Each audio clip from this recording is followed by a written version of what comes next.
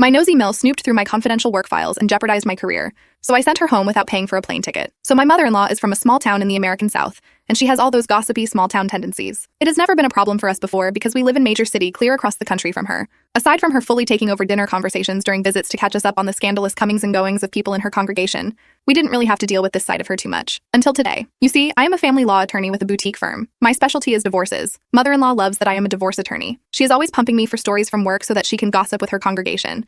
And rarely I do throw her a bone. Never with specifics, all within my ethical boundaries. For example, I'll tell her, my client has 5 kids but only wants custody of 3. I don't elaborate and just let her feign absolute shock over someone not loving their children equally. My mother-in-law recently came to town for my husband's birthday, and that's how this whole nightmare started. We flew her in because it was a nice thing to do, and up until today I was fond of her. She's staying with us, and she is always insistent on cleaning my home. She's never snooped before, so it doesn't bother me. But I do very firmly tell her that we have a housekeeper and to just enjoy her vacation. Today I worked from home as I often do when I have no meetings. I was in my home office slaving away on one of my more juicy cases, and I took a break to shower and get ready to take mother-in-law out to lunch. My husband was at work, so it was just us two. I figured we would grab some salads and do some window shopping. What could go wrong? Immediately after the iced teas were served, mother-in-law says, "So whatever happened to Mr. and Mrs. Smith's kids? Did she get custody or were they destroyed?" She then proceeds to mention odd specifics she could have never known. I literally snorted my tea when she said this. It went everywhere. I looked like the Bellagio fountain. Mother-in-law had the audacity to go through my case files, my confidential case files, and read the facts while I was in the shower.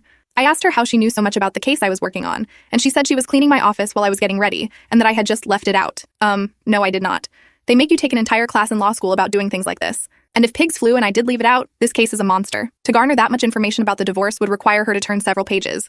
So me leaving it out is no excuse, as she would have had to sit her dumb butt down and read through it. It's not like all the facts could have fit on one sheet of paper that just so happened to be lying on my desk. She said she needed to be in my office because it was filthy. I opened my wallet, threw some cash onto the table for what we ordered, and told her to get in the car. I cannot even remember the ride home. I was just yelling and lecturing and lecture yelling. This was an incredibly crappy thing for her to do. Working at a boutique firm, my reputation is everything to my career. I cannot have word on the street that I just go around town spilling client secrets at the local watering hole.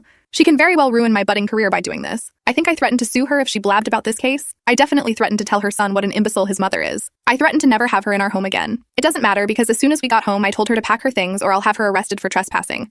And then I called her an Uber and listed the address on my app as the airport. I didn't even pay for her plane ticket. I don't know what's going to happen, actually. I do know that she's at the airport right now because that's where the app dropped her off. My husband won't know about any of this until 5:01 p.m. because he works on a secure job site and there's no phone calls or texting. I have steam coming out of my ears. I do feel guilty because she might be stranded at the airport without my financial help, but what she did was so out of line that I think a few hours of time out would do my pettiness some good before I finally call the American Airlines terminal and get her a one-way ticket back to Gossipville, USA.